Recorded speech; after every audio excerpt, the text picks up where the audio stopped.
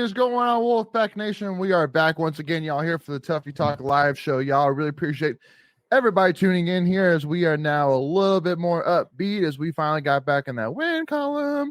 So we're excited to get to it all here today as we will be discussing, kind of breaking it all down, you know, as we're heading into this ACC side, kind of definitely focused on the VMI game, but just kind of talking things overall. Definitely going to be talking a little bit of Brennan quarterback stuff for sure, as that has been the topic, to say the least, for sure. And we'll get into that here. But if you've been with us before, you know the drill. Make sure to give any comments, thoughts, questions you have, and we will get to all of them here today. Again, just looking forward to seeing what everybody's thoughts are as we kind of go down topic by topic here. And we actually have some highlight clips, which we'll be using here today as well. But we got myself, Layton Smith, Michael Tracy, and Greg Legg here with us. Looking forward to huge game coming up here Friday night, 7:30 p.m. Prime time versus UVA, y'all, in Charlottesville, Virginia. So looking forward to it. But you know, the first question which I got to ask, and I was listening to another podcast that they kind of asked this, and let me know in the comments, Wolfpack Nation, as well, what you think. But give me your answer to this, and then Greg, I'll let you answer first. Is there a outcome that could have happened on Saturday that would have been happier for that would have satisfied Wolfpack Nation? Like, do you think that there's an outcome that we possibly could have gotten to? Like, because I'm sitting here really saying, like what is it that in-state fans really want? Is it that they want Brennan Armstrong to light up the board, or is it that we want us to win by 60? Is it that we want to shut out VMI? Is it all the above? Like what is it, like, realistically, that, I mean, do you think that there could have been a realistic expectation for us for Wolfpack Nation to be happy on Saturday? Yeah, I think you just self-answered your own question, realistic, right? And I think that's one word that doesn't really coincide with the NC State fan base, myself included. Sure. I think you have to score 100, hold them to 0. Brennan Armstrong has to have a perfect QBR rating. We run for 234 yards. Wait, we did that. We had to have 500 yards of offense. So we did that. Maybe Carolina lose. I think that would have been the only thing that would have maybe, made them happy. Agreed. Yeah, I mean, they went out and did what they needed to do, right? Well, and that's my thing is like, listen, was it picture perfect? No, definitely not. And we'll get to it. He had 5 incompletions. It was not picture perfect. Well, and the penalties definitely. That was bad. Penalties. Yeah. But I mean, listen, I mean, the touchdown we gave up, to me, I kind of look. I mean, because you could point a lot of it at Brandon Sissy, which, I mean, I think is fine. Why? Because I think he's really going to grow from those plays. It was a growth opportunity. Like he was there to make the play, but just didn't quite do what it takes to get the job done. You know what I mean? So it wasn't lack of effort. No, it wasn't lack of effort. It wasn't lack of talent. It was just lack of just game reps. This guy's a true freshman.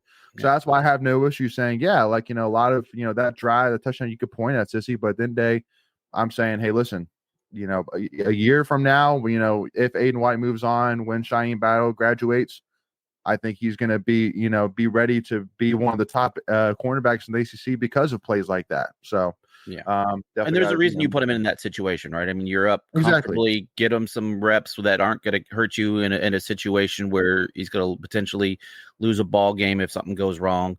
That's what you use these games for. I mean, it's a glorified scrimmage, if you will.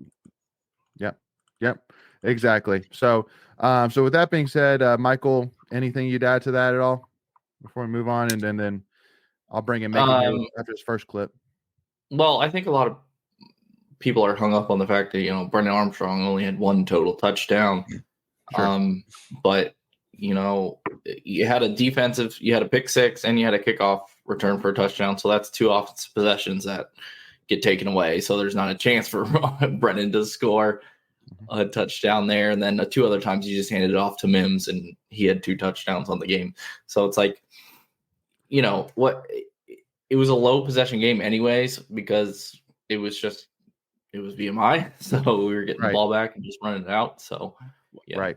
Yeah, we had a lot of long sustained drives too with 234 yards. That clock's got to keep running. So yeah. Well, two immediate things. First and foremost, the one interesting thing to think about is that NC State offense only had actually 8 drives, had 8 possessions on offense, and one of those 8 was running out the clock. So technically, full go, the NC State offense only had 7 possessions.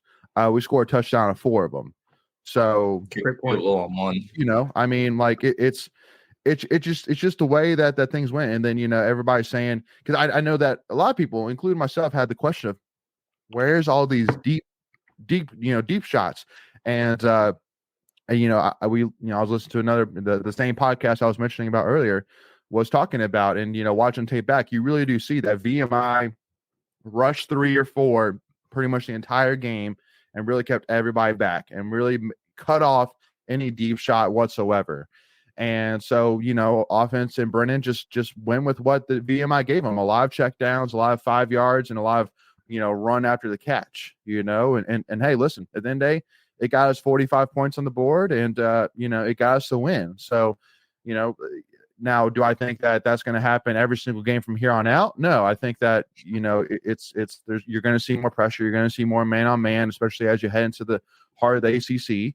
And I think those deep shot opportunities will be there. But just up until this point, 3 games in, you just haven't seen that. A lot of it's been cut off. So making any, final thoughts on the question of is there a possible scenario that could have made NC State fans happy for this game? Oh, scenario? I think if we had held him out to 0 points, I think State fans would have been like, yeah, what should have happened. It made them feel good inside. I think that's how we should beat a team like VMI. I think the fact that they scored is probably the only thing that's a downside to what happened. I think, you looked at how VMI attacked State. They attacked State, had a 2, 3, 4 shots downfield on us. And I thought in particular they picked on Terrence Hinton, number 14. And I thought they picked on Brandon Cisse. But Brandon Cisse was just one drive, in my opinion. He had 2 holding calls in one drive. So, and that was towards the end of the game, in my opinion. So it was fine. We only let them score a touchdown.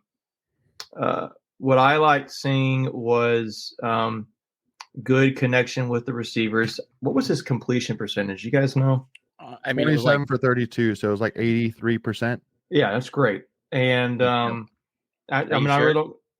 Yeah, I'm pretty sure. It's just all these fans, right? No, I mean, it's fine. What do you want the guy to do? Throw for 97%? I mean, it would be nice if he was 100%, but that's not realistic. 83% is pretty good. So I mean, absolutely. Or it's really good. It's pretty good. So I don't know. I was fine with it. Defensively, they were solid. I think the positive thing, one thing Doran mentioned that was really good to see in this game, you had a score on all 3 phases. I tell you, had a score on the offense, defense, the pick 6 with Robert Kennedy, who, by the way, he looked really explosive in that little run back. Yeah, I was like, he's got some juice to him. And then with Julian Gray on the kick return. I mean, he basically had 2. It wasn't for the holding thing at the end. So you like seeing that kind of thing. And I know State has a lot of really good stuff going on with Todd Goebel, but I'm really curious where we rank.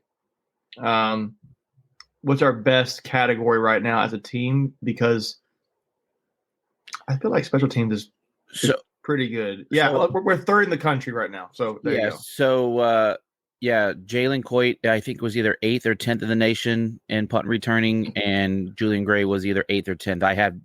One was 8 and one was 10. I don't remember which one was which. So right, nationally, Todd Goebel, you need to pay the guy some more money, keep him around. State is 3rd, and I say they're 3rd in the country in terms of PFF's grading they give to every team in the country, at least at the FBS level, and it's all Buffalo and Oklahoma State are the top 2.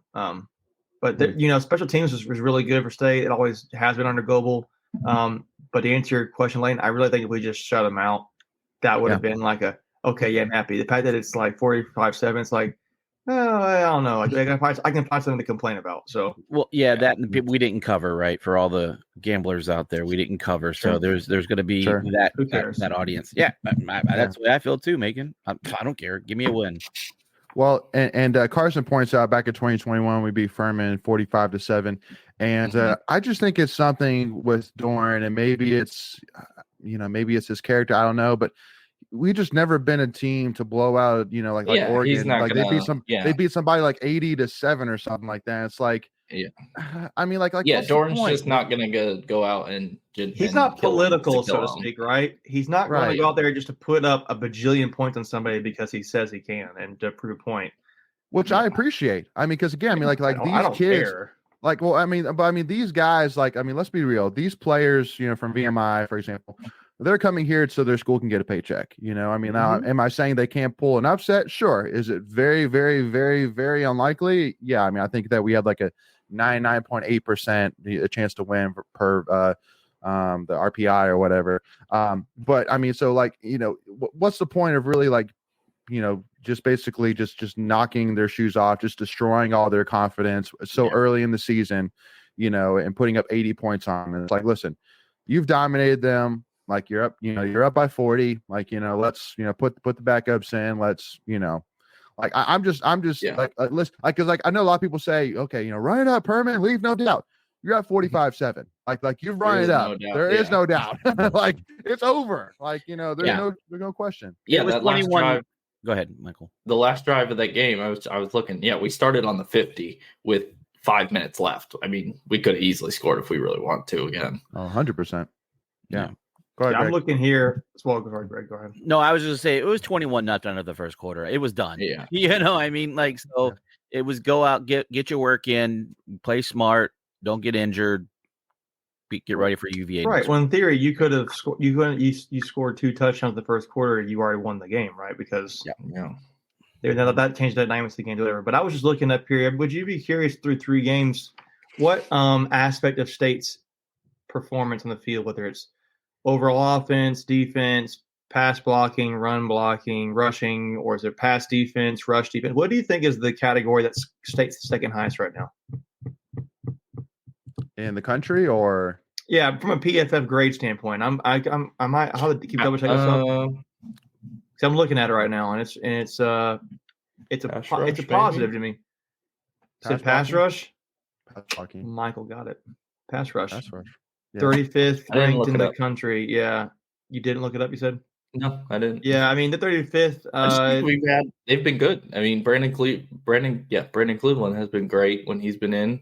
I mean, Davin Vane has been pretty much as expected. Red Hibbler has had some great plays. Yeah, so, and we mentioned Robert Kennedy earlier. He had 1.5 sacks in the game. Yeah. So I don't understand how he didn't get a Player of the Week, but whatever. Yeah. All right, y'all. What else you got to do? Maybe drive the team bus. I don't know. All right. Well, first of all, once again, sorry, Ken's just kind of got caught up in it, but Ken's is tuning in from Bank of America, working for the Panthers. So she's there in the chat. Sorry about that, Ken's, but yeah, missed you what you were here. But let me add real quick one quick thing. I looked up another category. We're tied for 35th with is actually the rushing game. Like run offense is 35th grade overall in the country right now. Well, you think about it. We've had 2 games where we've run for over 200 yards, so that'll definitely help that category stat. Yeah, 100%. And I'm curious passing where we rank, and it is it's okay to average. It's 80th. Yeah. Oh, that's a little low. That's a little lower than average, but yeah. Number 1 is one is to say is Washington Huskies, but number 2, Colorado. Sorry. Yeah, those are 2 good offenses. Yeah, pretty good.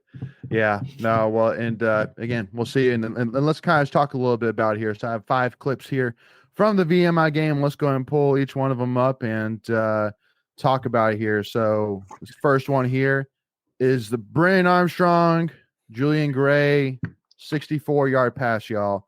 And I've listened to pretty much every single in-state podcast talking about this play. And a lot of them come to the same conclusion saying, if this was anybody else, this would have been intercepted. Like this is, not a recommended, pass, blah, blah, blah. I couldn't disagree more. And honestly, the biggest thing which I'm focusing on here is I love the confidence he has. I love the Yeah. fact that, I mean, this is basically a 4 verticals play. So, I mean, like, there's no check downs. Like, this is just like, you know, this, Get up the you field know, and go. pick which deep option you want and go for it or run the ball. And the fact that, I mean, literally the first read he had was to Julian Gray. He stared him down. He said, yeah, there's 4 guys there, but I'm going to put it right on that 8, and I'm going to hit him in stride and, you know, see where his puppy goes. So for me, like, I'm sitting here saying, I love the fact that he had the confidence and he, you know, made the decision, he stuck with it, and he put that ball exactly where it needed to be. Now, you know, again, if this was Clemson, would he make that same throw? You know, maybe not. But, you know, at the end of the day, I'm just sitting here saying, listen, I love the fact that he had the confidence enough in his abilities to put that ball right where it needed to be and come out of here with a 64-yard play. So that's really my take out of it. On top of just the ridiculous accuracy that, I mean, you know, you just got to put on display right there. I mean, like he probably won't have a more beautiful throw the rest of the season than this. I mean, like, there's no room for error. Zero. Like, he can, like, if he puts it any further left, right, up, down, it's going to get tipped or intercepted. He had to put that ball right where it needed to be, and he did. Like, it was gorgeous play. Gorgeous. So any additional thoughts here? No, I want to see more of it. I mean, I'll be honest. Yeah. Pushing the ball down the field. But Amen. Yeah, it's a start. Yeah. So let's go ahead too and talk about, because, man, I got you know, and Carson bringing up how Brennan Armstrong is the rushing leader. He's actually averaging over 6 yards a carry right now, which is pretty crazy. And Rusty, we'll talk about Wes and Kevin Keats here right after this, but you know, Carson saying you can't defend a perfect pass, you know, which I love that too. Love that point. But the interesting thing was pretty much, I think, like maybe a couple plays before this, it was that early that the student section, some of the student section was already chanting MJ Morris. And, you know, what? Oh yeah. Oh Against yeah. VMI? Like literally a couple plays before that. And we need to clip this for a TikTok, because Macon's face is everything about that. He's like, VMI? Like what? VMI? That doesn't make any. That doesn't make sense to me. Why?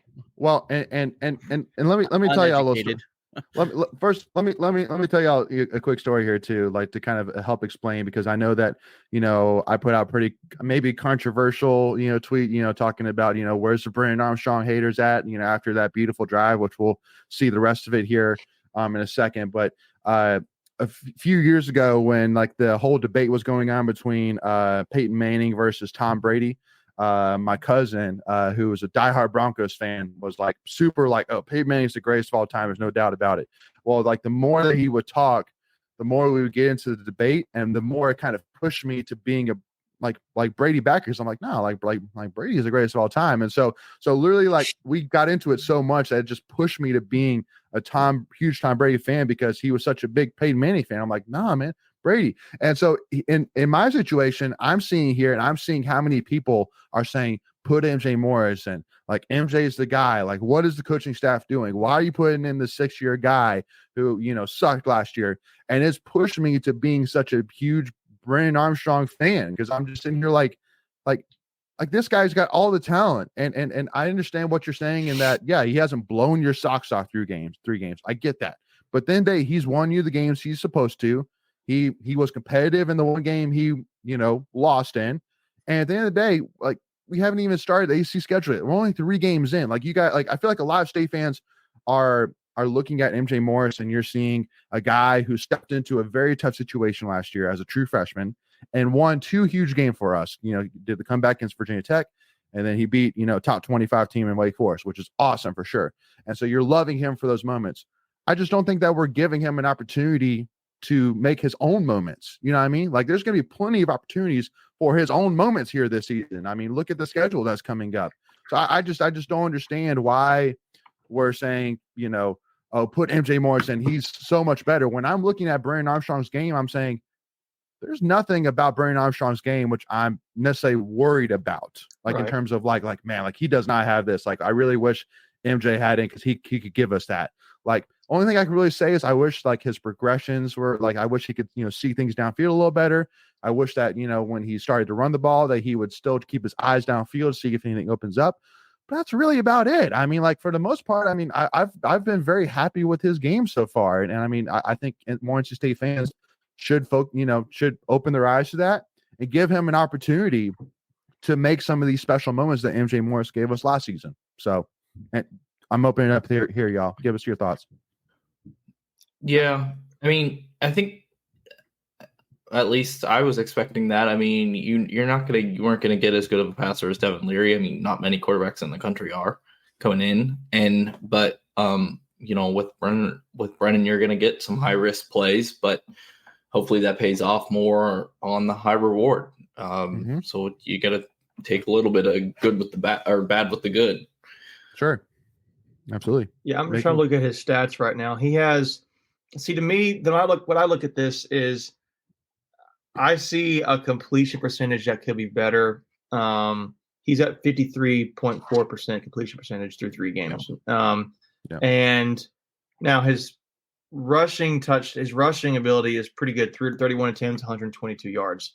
That's really good. But that is the thing that I'm seeing here that he needs to work on and to me, part of that is just what you're saying, Layden, seeing the field downfield, seeing the field better. But I want to see more chemistry with the receivers, and I think you're seeing the guys, right? You're seeing through 3 games who the guys are. It's Rosner, it's Vereen, it's Conception, maybe Gray, and I think that kicks out guys like Timmons, and it kicks out guys like Anthony Smith.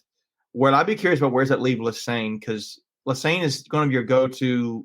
He's your leader in that receiving room. He's a captain. Right, he's a captain. So he's a possession guy. So you can't, he's, to me, he's like your bread and butter. Like you're going to go to him because he's consistent. But other guys, I mean, it doesn't blow me away, but does Dakari Collins. And he looked decent in some, sets as well. I just want to see them define roles. And honestly, I wouldn't mind seeing them kind of thin it in a little bit, because they've got so many receivers.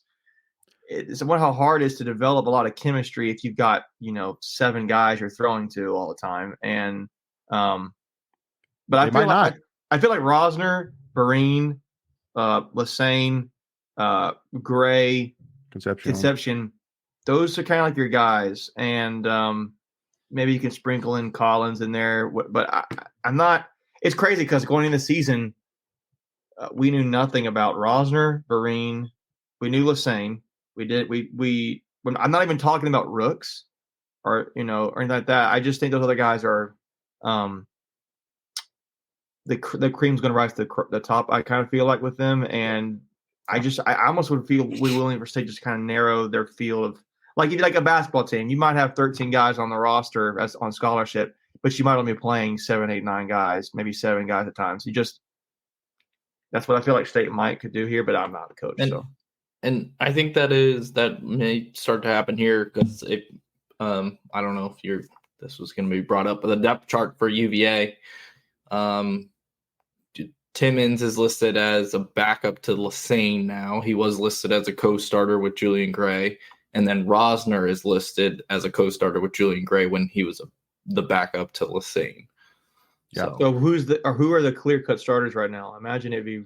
So here, let me tell you. So I have your best friend here making PFF, and so basically Kevin Concepcion has been involved in 102 pass plays. Keon saying 93, and then your next highest guy is Houston at 56, and Gray. Which, by the way, he had the highest pass blocking grade again this game. He is. Yeah, it's a really strong point. Yeah, 87%. Pass blocking rating, which is awesome.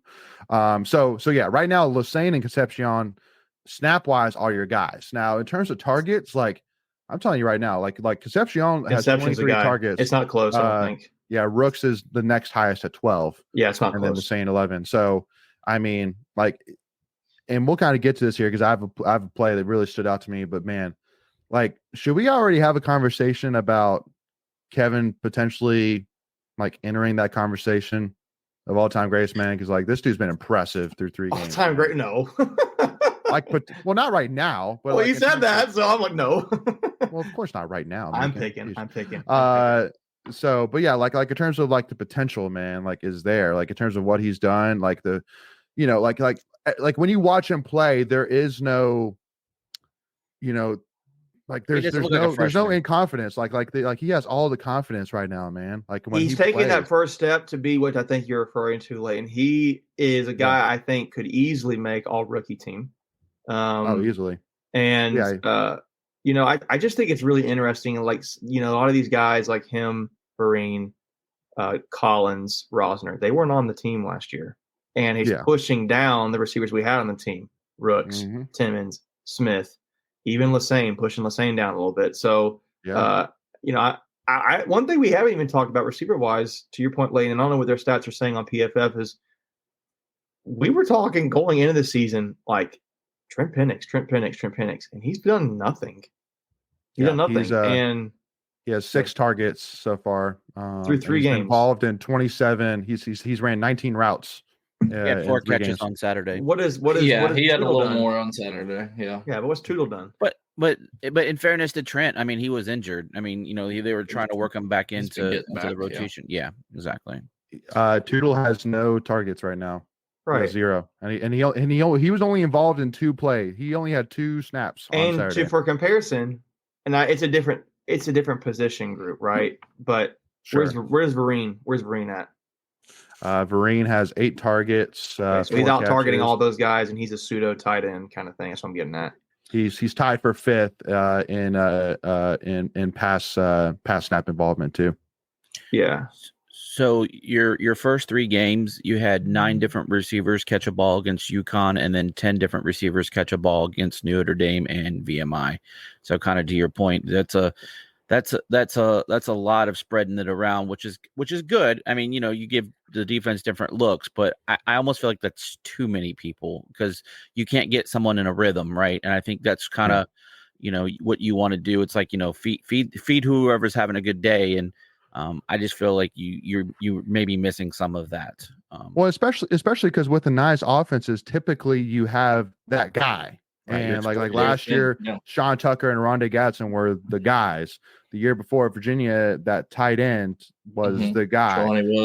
Charlie Woods, yeah, like he was the guy. But this year, Concepcion maybe is the guy. Maybe right now, making your microphone went out. Sorry, but by catches, but he hasn't had anything big. Yeah, I don't know. I think it's just still early, and I think we'll see it once we get deeper into ACC play. I think it'll kind of work itself out.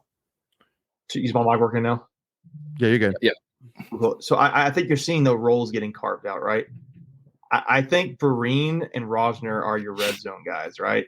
Like they can go up. You saw, and I feel like Julian Gray is a little bit of that Swiss Army knife you kind of thought you might see with Penix a little bit, but he's a speedier, shiftier, moving him Penix around. Yeah, and I feel like Conception's a guy you can kind of play all over the field.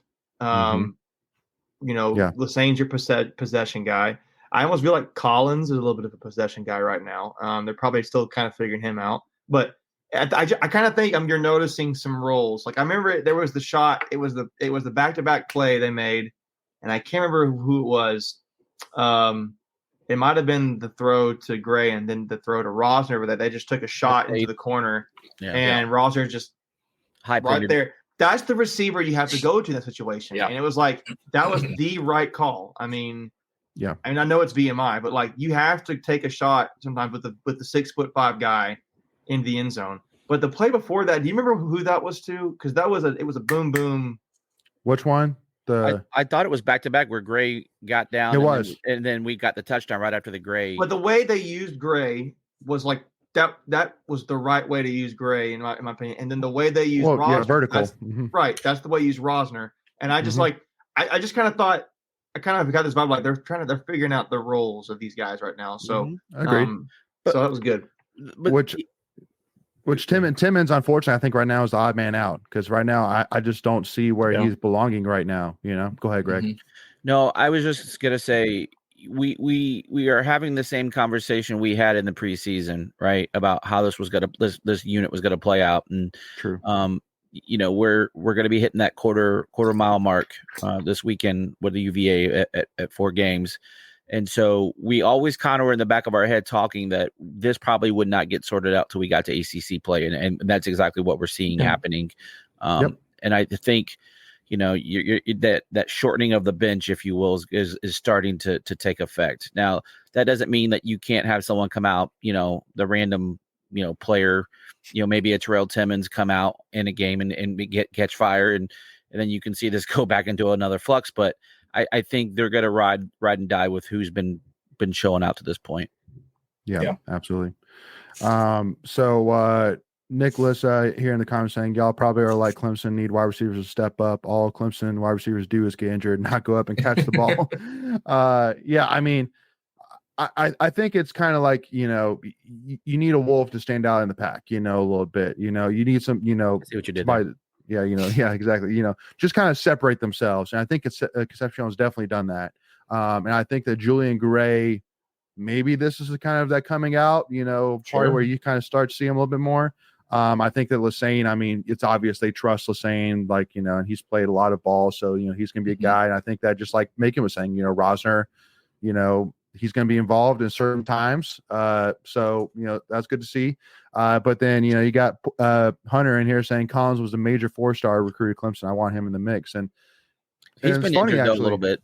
He's coming back from injury. So, well, and the funny thing is actually per PFF, he actually has the highest receiver rating for the season at 72 of all the wide receivers. So, yeah, he didn't. I don't think he played at all against UConn. And not really. No. Yeah, and I think he had 3 catches last week against Notre Dame, and he had 2 on. I think he only had 1 catch against Notre Dame. It was only a touchdown. Yeah, it was a big one. Yeah, okay. That's why his. Yeah. So, garbage time, but yeah. And I feel you. No, hey, then day. I mean, it wasn't against Scrubs. I mean, his number was called. His number was called, and he went out and made plays, and that's what you're wanting from these guys, right? I thought you kind of saw separate themselves. Yeah, I think I saw Collins a little bit step up in the Notre Dame game too. So it wasn't like it was just right. I think he's figuring it out too a little bit, right? So then there's a little bit of learning on both sides with what he Collins to do and what State wants him to do and feels like he's best at. And I think there's a lot there to untap. I don't know what the word is, but untapped potential. Yeah, untapped potential with him. I think it's interesting. And I guess the last thing we should probably say is Brennan didn't come in until December, January. A lot of these guys came in later. It's just it's gonna take time. I mean, it's still very much a work in progress. And so you started to see this offense last year. About the third, fourth game starting to kind of catch its stride a little bit. So. Right. I still think there's still plenty to people to relax. I mean, but people are gonna go deep in every chance they get. So it's just funny.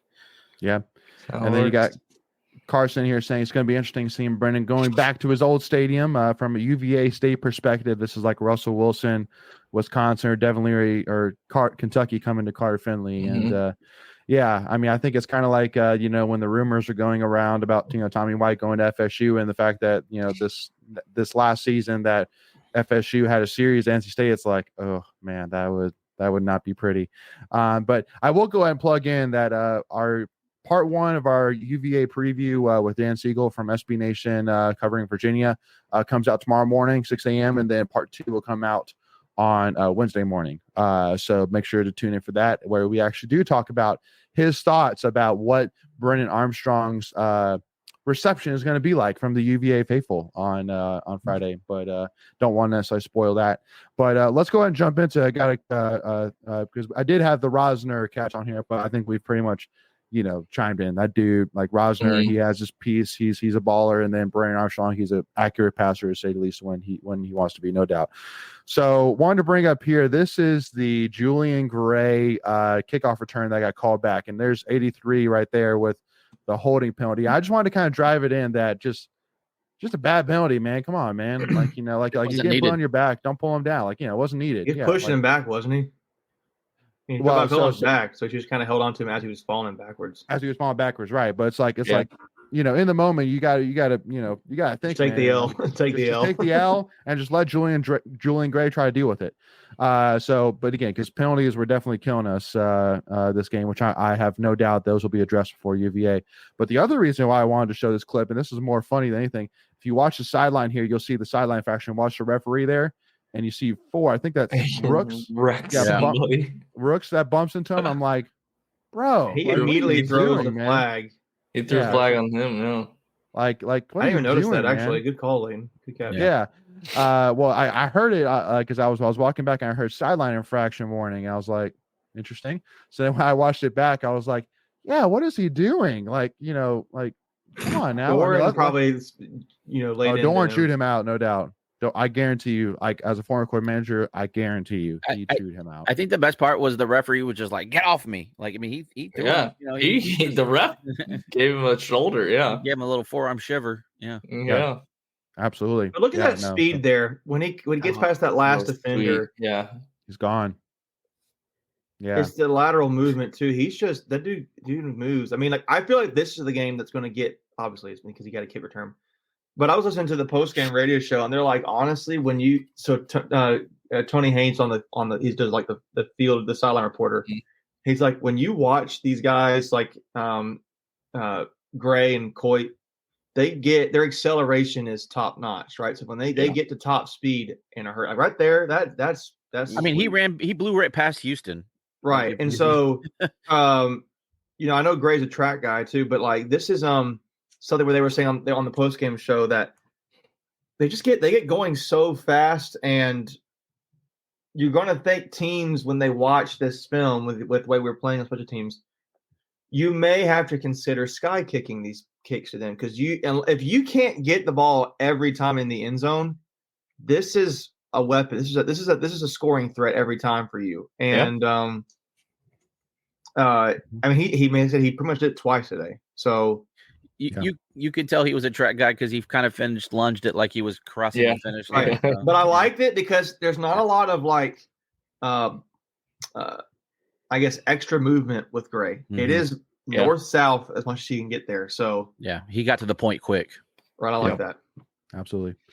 So this next play here is the play that really impressed me for Kevin, and kind of just show it here, but. Really, for me here, it's a couple of things. So first and foremost, right here, just the fight, man. Like this dude just refusing to go down again. 3rd game ever in college football, and like this guy broke 2 or 3 tackles depending on how it's graded. In this one play right here. But then the second thing is what you saw right there. That which impressed me is that once he knew he was open, even though he was going down the middle, he was like, "Give me the ball, baby. I love it." Yeah. Like it's not like he just ran with it. He was like, "No, give it to me. Give me the ball. I'm wide open. Give me the ball, baby." And again, I just love.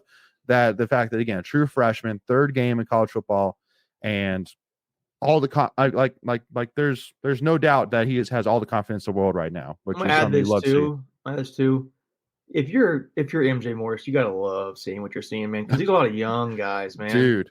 Well, and again, I literally said this like between Kendrick Raphael, and again, we'll see his play here next. Kevin Concepcion, Javonte Vereen, then you got guys, Jonathan Taylor. Collins is going to be here next year too. Jamari Collins, Jalen Coit, who's been great, and then Jonathan Taylor, Terrell Anderson coming in. Like, we got some dogs for the next couple of years, and we got some. Jamar Boston, don't forget him too. Yeah, Jamar Boston. Yeah, no, again, like. Dude, like, so that's why I'm saying that, and that's why I got to give Doran all the props, man. Like Kevin Concepcion, everybody was talking about Noah Rogers, right? But I remember I talked to Ryan Williams, Steve Williams' son at IPS, and he was telling me that when he went to like the Nike camps or whatever, that Noah and Kevin and all these guys were there. It was Kevin that stood out to him heads and tails above everybody else. Like Kevin was by far the most impressive wide receiver there. And you're seeing that in 3 games. So, I mean, huge hats off to Doran for maybe saying, hey, listen, we like Kevin the best. We're going to go after him. And to be fair, that was the only receiver they got in that class. I'm sure they would have taken others, but sure, if they got one, they got a good one. So, yeah. Want to give him again 23 targets, 16 catches, almost a 70% catch percentage, 122 yards. Like, he's paid off. He's paid off easily with dividends. So, got to give you a huge hats off there. Michael, Greg, anything else to add to this before we move on? Just that the fact that the score was 38-7 and he's still fighting for those extra yards. That tells you everything thank you you, need Greg. to know. You're the man, dude. I love that. Thank you. No. Yeah. Greg, man. That's a great stamp right there, man. All right, and then this last one here, which is the play that everybody can't stop talking about here with a true freshman Kendrick Raphael here, man, running back, and man, sick, man, so and sick. He stay in bounds too. Well, and see, honestly, that's more impressive in my opinion. Like, it's not a highlight reel, but that's honestly actually more impressive than him even. I agree. Hurdling the guys is how he could control his body and stay in bounds and get an extra 5-7 yards, whatever that is. Like, I mean, watch this. Oh man, that's so sick. That he slipped it. I mean, just he slipped it. That'll be on the ACC highlight reels for the season. They may need to check his calves for Vaseline because he slipped right out of that thing. Yeah, he's gonna.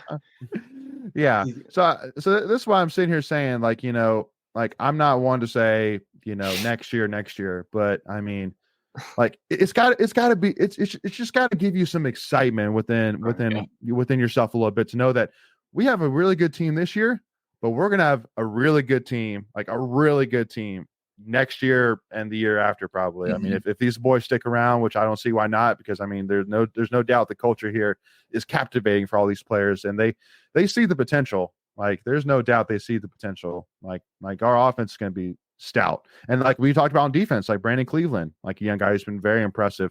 I mean, let's go on. Caden Fordham, I mean, he has 2 more years left at linebacker. He's been impressive. So. Yeah. Again, y'all, Wolfpack Nation, we are in good hands, y'all. I'm telling you that right now. He's averaging almost 5 yards a carry in his limited time, and so the nice thing is true freshman. If there's an injury to a Michael Allen, a Jordan Houston, you feel pretty confident that he can come in and get you some quality playing time. That there's not going to be a huge drop off. Yeah, absolutely. And just because I can, I'll just show this one more time here, just for time. Just for random thought that I have had about this. This is so random. You know how his last name's Raphael? Yeah. Do you always never think of Ninja Turtles at all? I'm pretty sure if he takes off, and he's red. He's wearing red. Is that not? It's kind of a little cool. I maybe not this year, but I bet next year the student body will be wearing Ninja Turtle outfits. Yeah. Like, or at least like you said, like the little mask.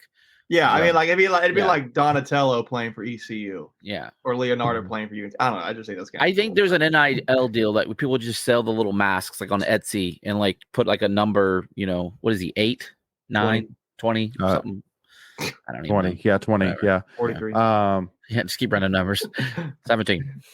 But then the last thing, which I want to give a huge shout out to before we start to move on over some tweets of the week here. You got in game right here saying Macon's a genius. That absolutely is Raphael. From I mean, I know. I just random thoughts in my brain. I don't know. Well, thank you. Yeah.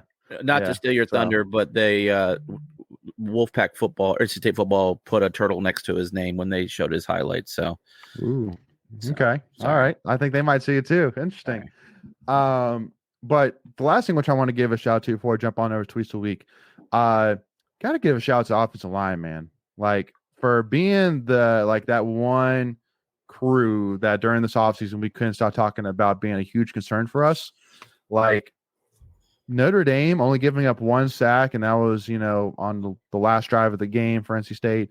On Saturday, only giving up 1 pressure the entire game. Like, there was only 1 time where Brennan Armstrong ever had to move his feet, like, from where he put it. Like, that's unbelievable, to say the least, for sure. Unbelievable. So got to give a huge shout out to all those guys and Coach 2J, man, for absolutely getting these guys ready to go and step up to the challenge. So you got to feel pretty confident as long as we can stay healthy. And I think that's a big thing for Brennan too. Like, feeling that confidence, because I'm sure that maybe as time goes, because I know that like for UConn and for Notre Dame, you kind of saw a lot of that where maybe Brennan only read like first 2, like 1 or 2 reads, and then maybe would start to scramble.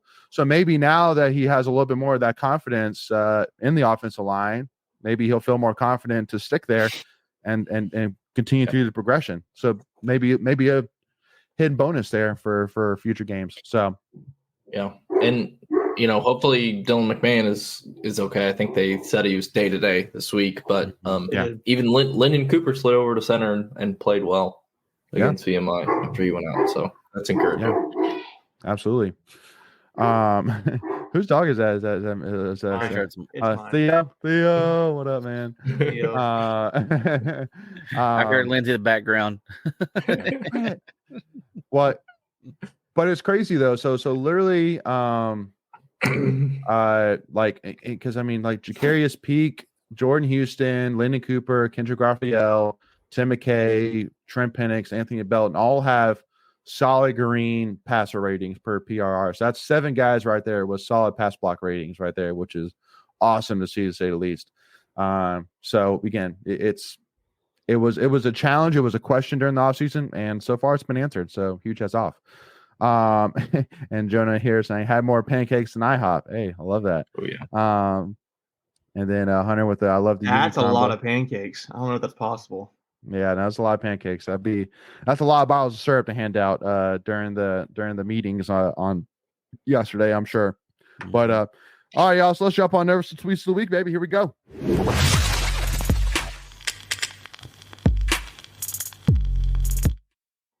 All righty, our first one here, y'all. Big commitment here today. We got the hard-hitting linebacker commit from Georgia, Joshua Ofer, man. A huge class of 2024 get. Just building off of this stud class we've already built to this point. I mean, Meg, I know you followed pretty intently, so kind of give us the background on this guy. Who else was in the hunt for him? Do you know? Yeah, I do. It basically came down to him and to State and Ole Miss.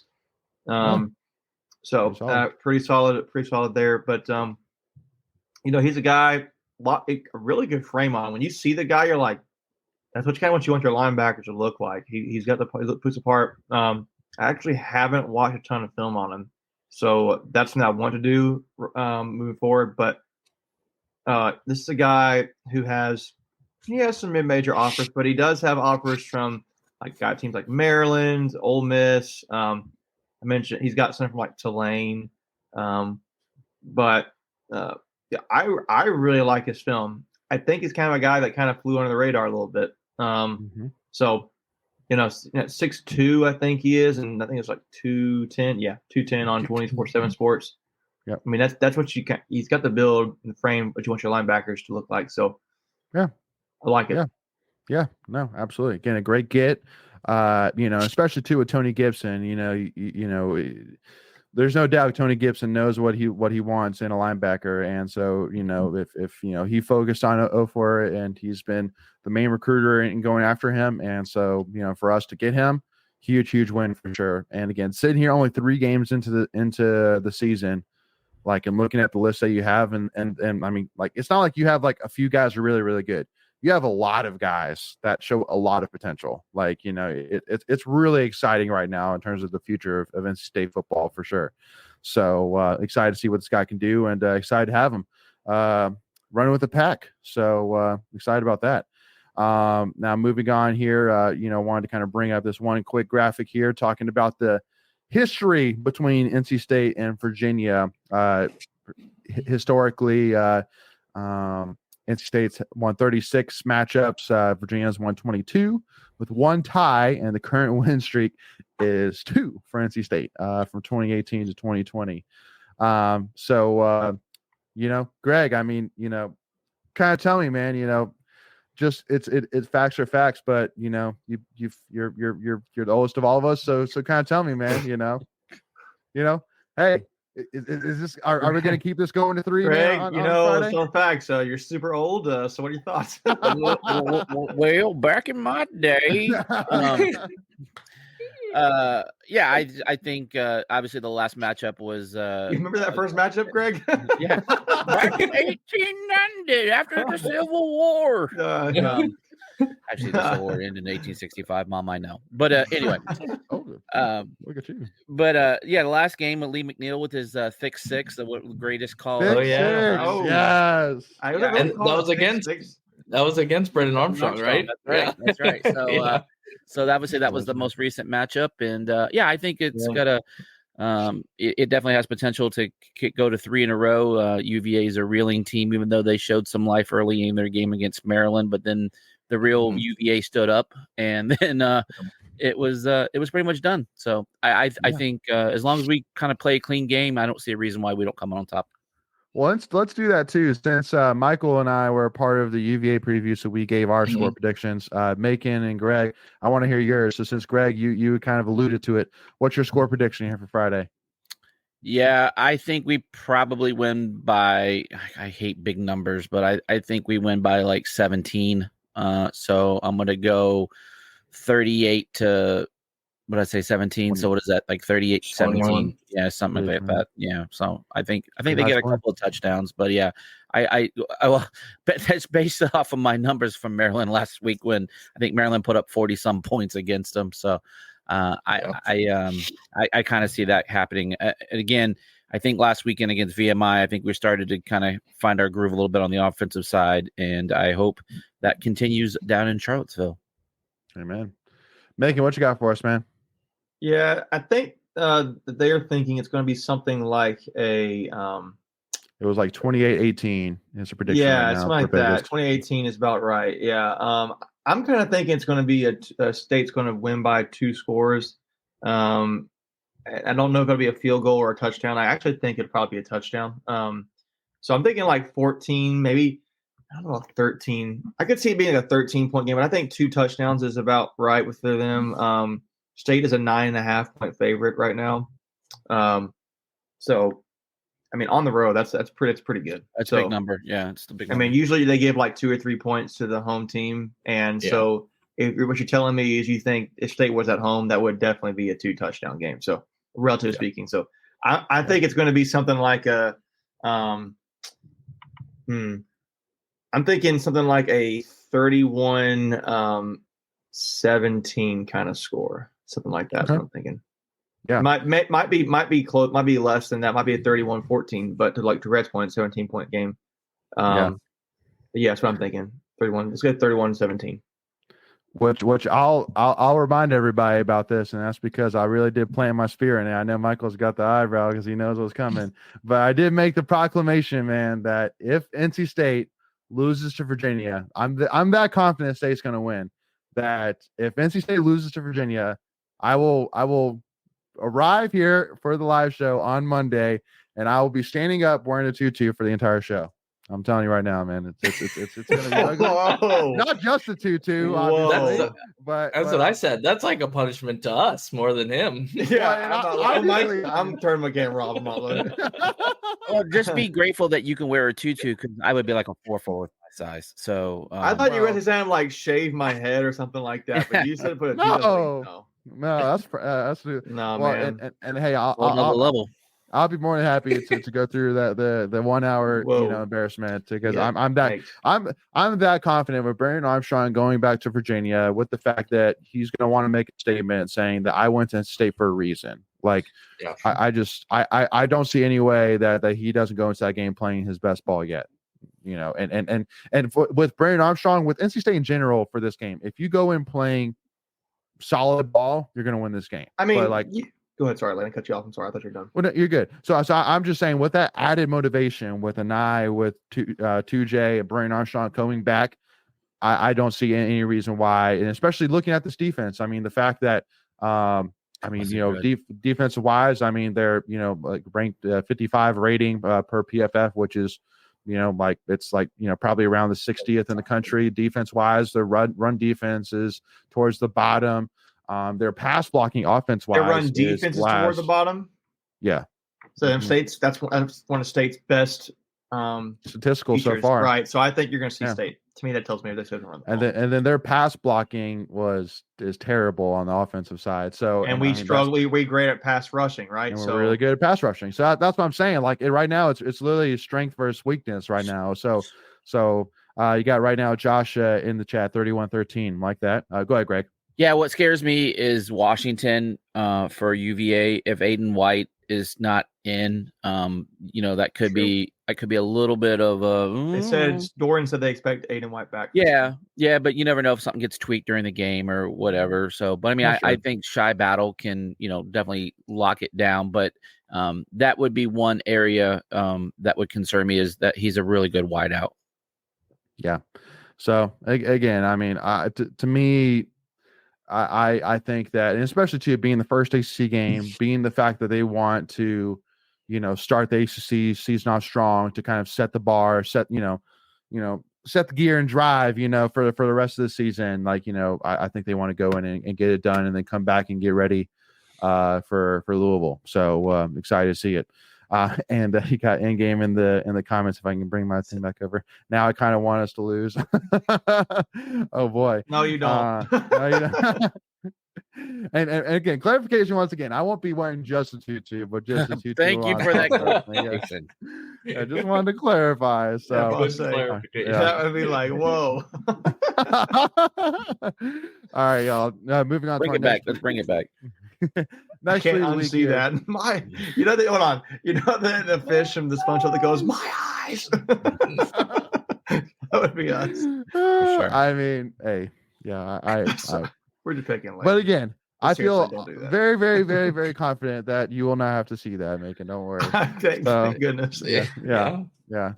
I'm playing as Sphere, and I'm gonna live or die off it. Let's put it that way. All right.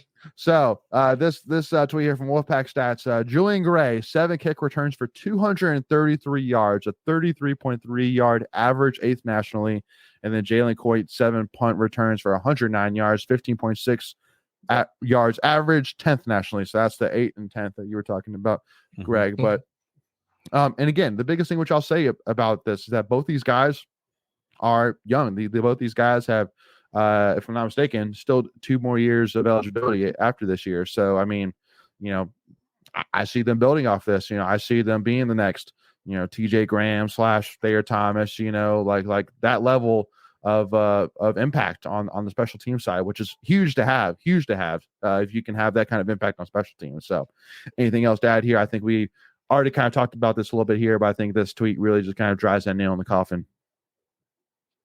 Just keep doing what you're doing. Keep doing what you're doing. Hey, man, let's keep building off it. So love to see that. Also, too, got to bring up that our announcement of NC State versus Louisville will be a blackout, Wolfpack Nation. We're going to screw this up. But I do want to remind you, Greg, we are the red and white from State. Like, come on, dude. Well, if you noticed, I used the Captain America, Chris Evans wearing red. I don't know if you picked up on that little subtle hint. That's the reason I chose that GIF or GIF, depending on who you subscribe to. GIF. Yeah, but we're gonna screw this up. Every time we try to do this, we fail miserably. So I hope I'm wrong. If we go out and we're 80% black, I will wear a tutu on this. Oh man, only a tutu though, right? Yeah, only a tutu. Actually, I'm a 4-4. But Michael, please don't make any sort of bets about that. We can't do 3. Yeah. I can tell you right now. I can tell you right now, as confident as you are, Layton, I will not be wearing a tutu. This is one of those things, though. In all seriousness, that the student body always gets the memo. It's the fans that just like, we're the red and white state, so I'm wearing red or I'm wearing white. Just do it. Yeah, we're black. Yeah. They are getting out ahead of it though, 2 weeks in advance. So.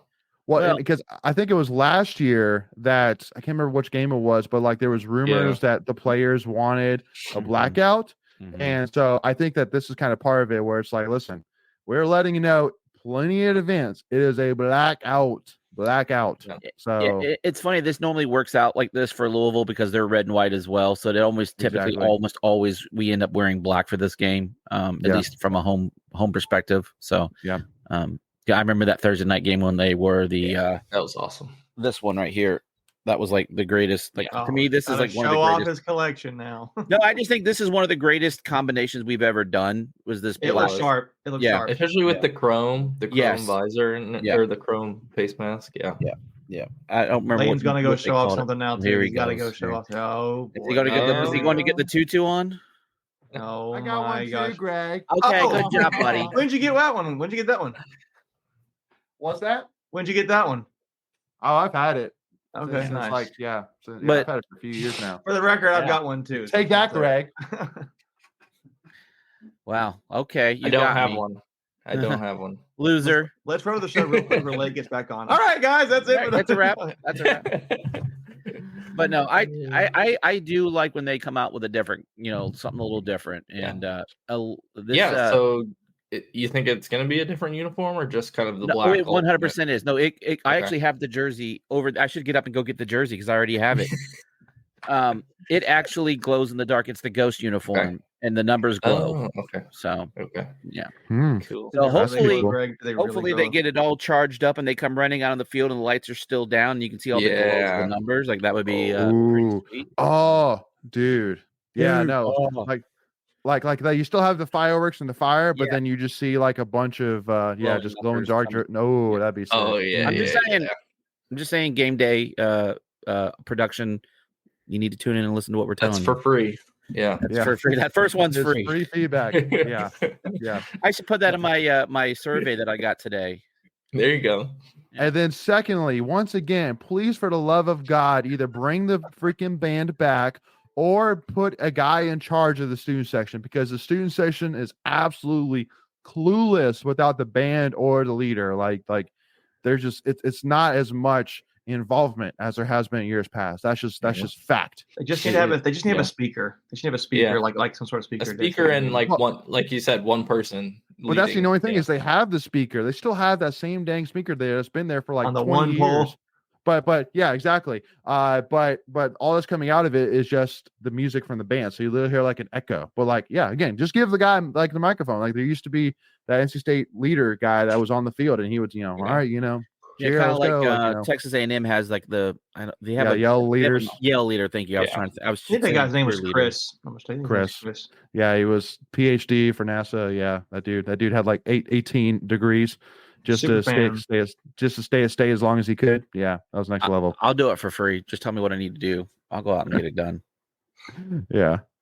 All right. So moving on here. So right now we actually have the Panthers playing, and let me. They look terrible. Don't look. Don't look. Oh, really? They look terrible. 6-3. Oh man, dude. Yeah, but man, the second half started. Oh my goodness. Yeah, man. but Young does not look good. Really? He's like 1 for 7. They're like 1 for 7 on third down. He's like overthrowing guys. That's why they hear there. Yeah, who's leading that division right now? I don't remember. I think it's the Falcons because they're 2-0. We're going with? 2-0. Okay. Yeah. Who's the other team that's 2-0? I mean, if the Saints win tonight, they'll be 2-0, right? nobody that has a quarterback. I mean, like the other team, like they ain't got a quarterback, so so it's not gonna last for long. Whoever that team is. So, okay. Yes, the Bucks, Greg. Yes. But get them to play somebody, and then come back to me, okay? Oh, okay. My All right, gosh, that's a wrap. We're done. Take a What shot. What happened? That's it. Show's over. All right. For those listening, Greg put on his Tampa Bay hat, but anyway. All right, now. Hey, that might be only 2 weeks. I'm going to be able to do this. Okay, let me have it. That's true. So real quickly, 2 NC State football alum things. So again, got to give a huge shout out to Chandler Savala and Nicky Iquani, who's starting for the Panthers offensive line. I know that Chandler's been very impressive so far to a lot of the Panthers coaches and the beat writers. Everything moved him back over to the left side. Yeah, right beside Icky. So. Oh, they did move over there? They did. Yep. That's sweet. Yep. So excited to see it, and excited to add another, because now I think do you have a full? Well, I guess you don't have a full offensive line because you need that second tackle. We only have one tackle right now. So, but yeah. Okay, Greg. Yeah, picking that one. Yes, pay Mike Evans. All right, anyway. All right. And then the second one here, got to give you a shout out as well to Russell Wilson, first player in NFL history to reach 40,000 passing yards and 5,000 rushing yards. Even though he's not playing incredibly hot right now, the end of the day, history is history, and he's gotten to a point that no quarterback has ever been to before. So, yeah, I just had a curious question I thought the other day came up again. I saw that one the clip there. Someone was making fun of the fact that they didn't win that Super Bowl. What do you think Russell Wilson's legacy is if he wins that Super Bowl? 2 Super Bowls. I mean, he's probably a first ballot Hall of Famer if he wins that Super Bowl. Yeah, I agree. He had 2 Super Bowls, 40,000 passing yards, 5,000 rushing yards. He's still a Hall of Famer, but he's Right, not a yeah. first ballot. No. Actually, about that today. I was like, man. Well, and again, I mean, his legacy. Would that have been back to back? Would that have been back to back? I think that would have been back to back. Yeah. So yeah, that's the other thing I thought about, Right. and that would have totally changed the dynamic of the Seahawks, like how people viewed them.